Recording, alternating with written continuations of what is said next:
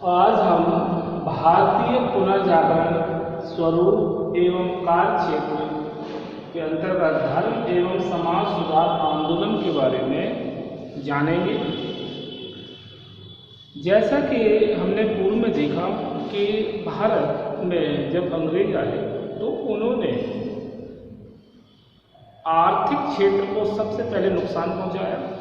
उसके बाद वो धीरे धीरे राजनीतिक आधिपत्य स्थापित करने में लग गए।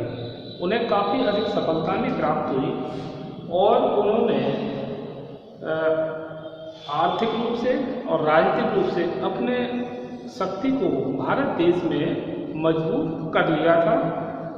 अब इसके साथ साथ उन्होंने इस बात पर विशेष बल दिया कि यदि भारत में स्थायी रूप से अपना दबदबा कायम करना है तो यहाँ के समाज और संस्कृति पर प्रहार किया जाए, यानी हिंदुओं को या हिंदू और मुसलमानों को ईसाई बनाया जाए, अंग्रेजी शिक्षा के माध्यम से शिक्षा प्रदान की जाए, अंग्रेजी भाषा के माध्यम से, जिससे कि भारत में ऐसे लोग पैदा होंगे जो मन से तो अंग्रेज होंगे और शरीर से भारतीय। तो इसी के अंतर्गत उन्होंने दिनों दिन भारत में धार्मिक एक तरह से प्रभाव बढ़ाना शुरू किया और समाज पर, भाषा और संस्कृति पर उन्होंने पाश्चात्य सभ्यता का प्रसार प्रचार करने का विशेष बल दिया। अब पुनर्जागरण के पर हम प्रकाश डालते हैं। पुनर्जागरण से हमारा तात्पर्य है कि पुरानी व्यवस्था में नवीन विचारधारा का संचार, यानी पहले जो बहुत सारी प्रवृत्तियाँ भारतीय समाज और में थी तो उसमें धीरे धीरे एक नवीन विचारधारा का उदय हुआ।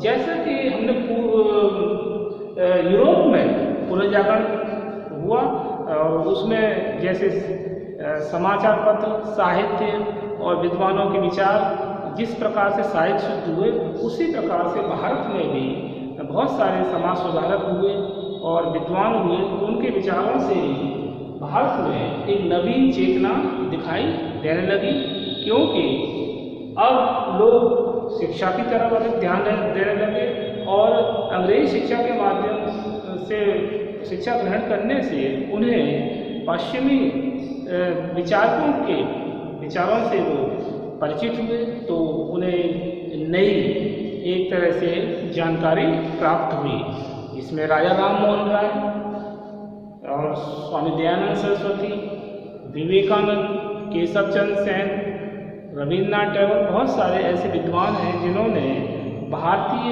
संस्कृति और समाज को सुधारने में बहुत बड़ी भूमिका निभाई। तो पुनर्जागरण यानी पूर्व जो विचार या व्यवस्था में आम पहले की अपेक्षा नवीन चेतना का संचार और परिवर्तन ही पुनर्जागरण कहलाता है। यानी पुनर्जागरण का अगर हम एक लाइन में अगर अर्थ समझें तो पुनः जागना। एक तरह से भारतीय पुनर्जागरण के क्या कारण थे, भारत में किन कारणों से पुनर्जागरण हुआ? तो पहला था एशिया में जागरण का प्रभाव। अब एशिया में अगर हम देखें तो चीन में सन्यास सेन और जापान में मोहत्सुतो, और इसके अतिरिक्त तुर्की में भी सुल्तान के विरुद्ध बहुत सारे जो जनता थी वो नाराज थी, उनकी सत्ता को फाड़ देना चाहती थी। ऐसे ही भारत में भी जब एशिया में जागृति आई तो भारतीय जनता में भी इस बात की प्रेरणा प्राप्त हुई कि हम भी अपने समाज और संस्कृति में काफ़ी बदलाव ला सकते हैं और जो हमारे ऊपर जो अत्याचार हो रहे हैं उसको भी हम कम कर सकते हैं। तो पुनर्जागरण का ये कारण पहला, नए मध्यम वर्ग का विकास। अब पहले था सामंतवादी और मजदूर किसान वर्ग, लेकिन अब जब शिक्षा का प्रचार प्रसार हुआ तो धीरे धीरे एक नवीन मध्यम वर्ग का उदय हुआ, जिसमें डॉक्टर, शिक्षक, लिपिक ऐसे वर्ग का उद्भव हुआ जिसने समाज में एक नवीन विचार धारा प्रचार प्रसार करने का एक बहुत बड़ा कार्य किया। तो नए मध्यम वर्ग का विकास भी पुनर्जागरण का एक कारण माना जा सकता है। अंग्रेजों द्वारा आर्थिक शोषण। अब हम अंग्रेज सदैव भू राजस्व को लेकर, करों को लेकर या व्यापार को लेकर निरंतर भारतीयों को शोषण कर रहे थे। उन पर अधिक से अधिक करों का बोझ लाद रहे थे, जिसके कारण भारतीयों की दशा दिनों दिन शोचनीय होती जा रही थी। तो जब भारतीयों ने ये देखा कि भारत की भूमि, भारत का ही जो कच्चा पदार्थ और भारतीय लोग और उनको किसी प्रकार की सुविधाएं न होना, उन पर दिनों दिन अत्याचार होना, ये बहुत बड़ी एक तरह से विडंबना कही जा सकती है कि सब देश अपना, सब कुछ अपना, लेकिन हमारा अधिकार कोई नहीं। तो जब लोगों में ये विचारधारा का प्रचार प्रसार हुआ कि हम भी यूरोप में जिस प्रकार से क्रांतियाँ हुई हैं, लोगों ने जो तानाशाही तंत्र को उखाड़ फेंका है, उस प्रकार हम अपने देश में भी ऐसा कर सकते हैं। तो अंग्रेज और आर्थिक शोषण की नीति ने भी भारतीयों में एक नवी चेतना का प्रचार प्रसार किया। इसके बाद पाश्चात्य शिक्षा का प्रभाव। अब पश्चिमी शिक्षा का प्रभाव दो रूपों में दिखाई देता है। एक तो इसका नकारात्मक कि जब पश्चिमी सभ्यता शिक्षा का प्रचार प्रसार हुआ तो हिंदू धर्म ग्रंथों की महत्व में कमी आई और लोग अपनी संस्कृति के प्रति कम लगाव रखने लगे, कम महत्व देने लगे। लेकिन इसका एक दूसरा जो सकारात्मक पहलू है वो ये है कि लोग पश्चिमी विचारकों से जब के विचारों को उन्होंने जाना तो उन्हें एक नवीन चेतना का संचार हुआ। वो ये जानने लगे कि ये दुनिया भारत तक ही सीमित नहीं है। बहुत सारी ऐसी चीज़ें हैं जिसमें वो पहले परिचित नहीं थे।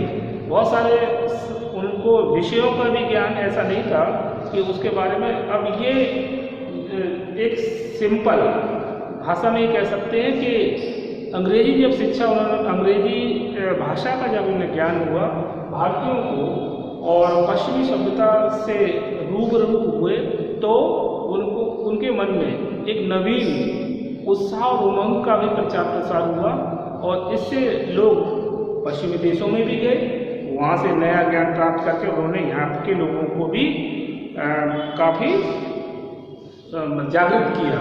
इसमें जैसे राजा राम मोहन राय, स्वामी दयानंद सरस्वती और यदि हम महात्मा गांधी की बात करें तो उन्होंने भी ऐसे किया। उन्होंने भारत में लोगों में एक नवीन एक चेतना और अपने अधिकारों के लिए लड़ने की एक विशेष प्रेरणा प्रदान की। अब पाश्चात्य शिक्षा का प्रभाव के बाद ईसाई धर्म प्रचारकों की आलोचना।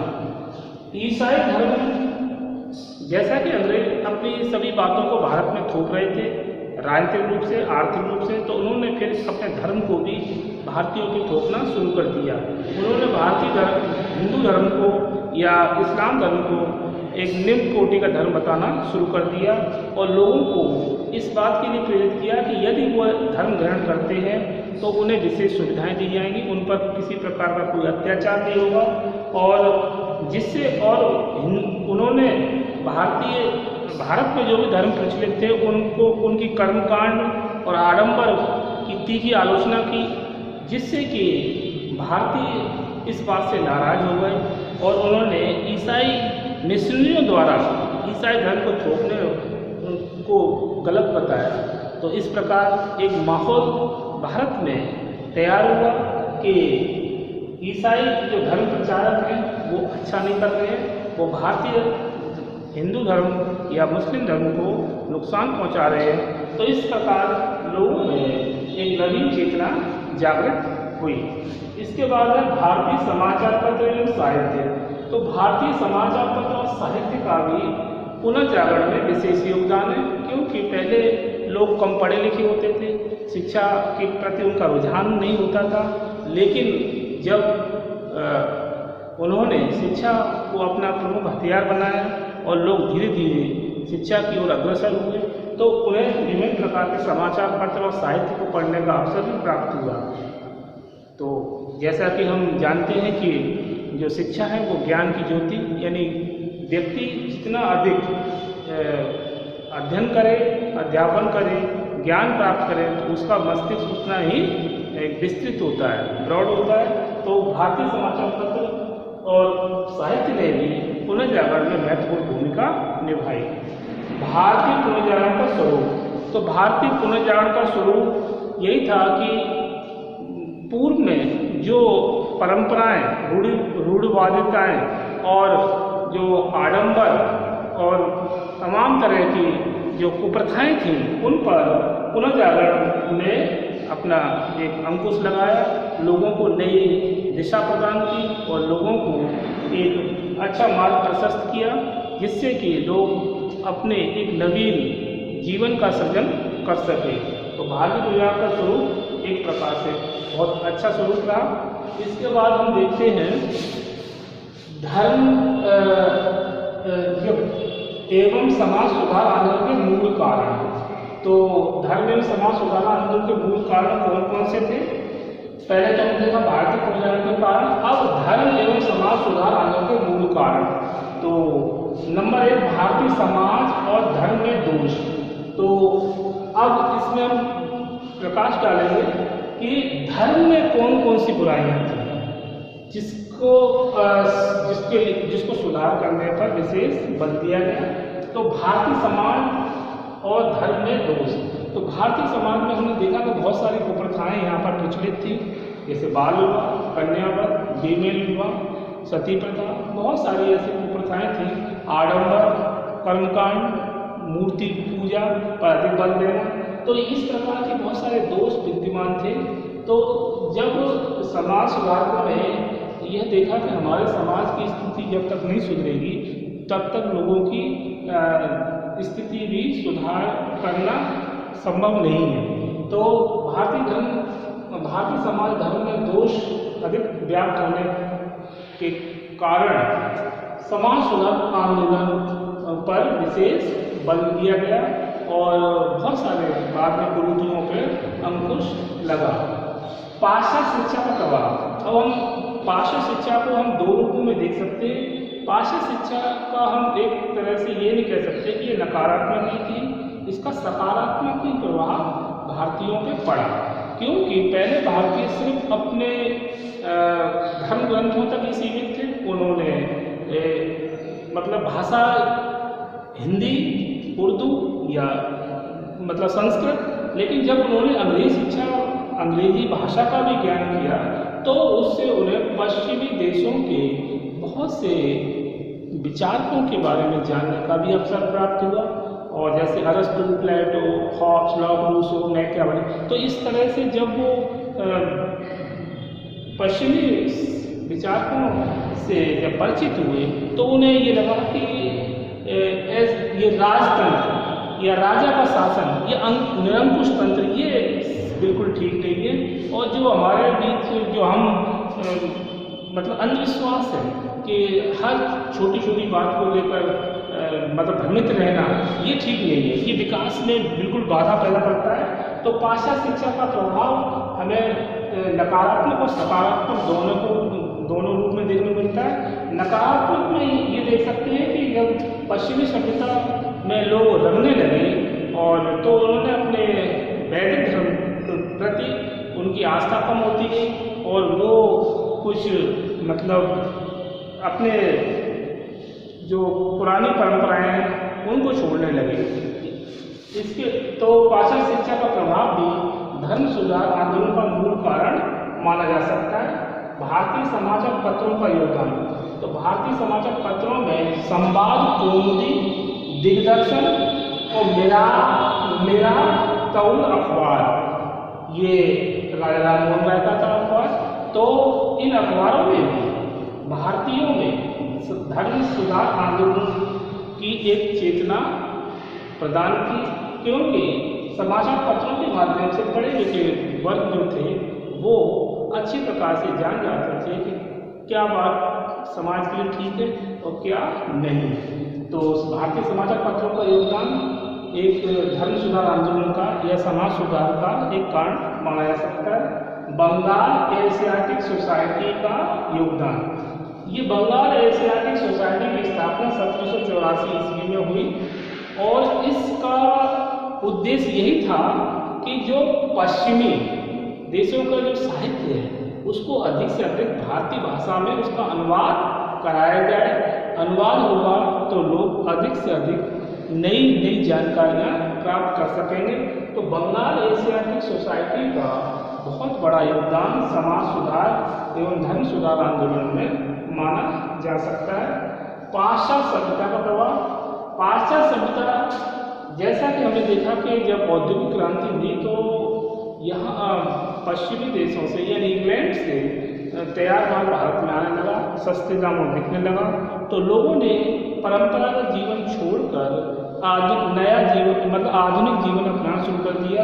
यानी पहले जो वेशभूषा थी भारतीयों की उसमें परिवर्तन आ गया, खान पान में परिवर्तन आया, रहन सहन में परिवर्तन आया और जब अंग्रेजी शिक्षा का उन्होंने भाषा का ज्ञान कर लिया तो वो अधिक से अधिक पश्चिमी साहित्य भी पढ़ने लगे। तो पाश्चात्य सभ्यता के जब वो परिचित हुए तो उनके विचारों में भी परिवर्तन आया और एक नई सोच विकसित हुई। तो ये धर्म एवं समाज सुधार के मूल कारण। अब राजा राम मोहन राय और ब्रह्म समाज, तो राजा राम मोहन राय का जन्म 1784 ईस्वी में 1774 ईस्वी बंगाल के राधा नगर गांव में एक ब्राह्मण परिवार में जन्म हुआ। राजा राम मोहन राय बचपन से ही बहुत ही एक विद्वान छात्र रहे और उन्हें अपनी विचारधारा के कारण अपने परिवार में ही आलोचना का शिकार होना पड़ता था। एक बार तो उनको घर से भी निकलना पड़ा और इधर उधर भटकते रहे, लेकिन बाद में उन्होंने नौकरी की लेकिन इनका मन समाज सेवा के कार्य में अधिक लगा। तो इन्होंने इन्हीं के प्रयासों से ब्रह्म समाज की स्थापना हुई और ब्रह्म समाज ने समाज में व्याप्त बहुत सारी बुराइयों को दूर करने में अपनी भूमिका निभाई। तो जैसा कि हम देखते हैं कि स्वामी दयानंद सरस्वती आर्य समाज, तो राजा राम मोहन राय ने ब्रह्म समाज के माध्यम से अपने सुधार कार्यों को आगे बढ़ाया। धार्मिक सुधार, तो धार्मिक सुधार राजा राम मोहन इस बात के कठोर आलोचक थे कि भारतीय जो समाज में कर्मकांड, मूर्ति पूजा, पाखंडवाद, आडंबर और बहुत सारी कुप्रथाएं जो प्रचलित हैं उसके लिए वो उसके घोर विरोधी थे। उनका मानना था कि ईश्वर एक है। राजा राम मोहन राय ने किस बात पर बल दिया?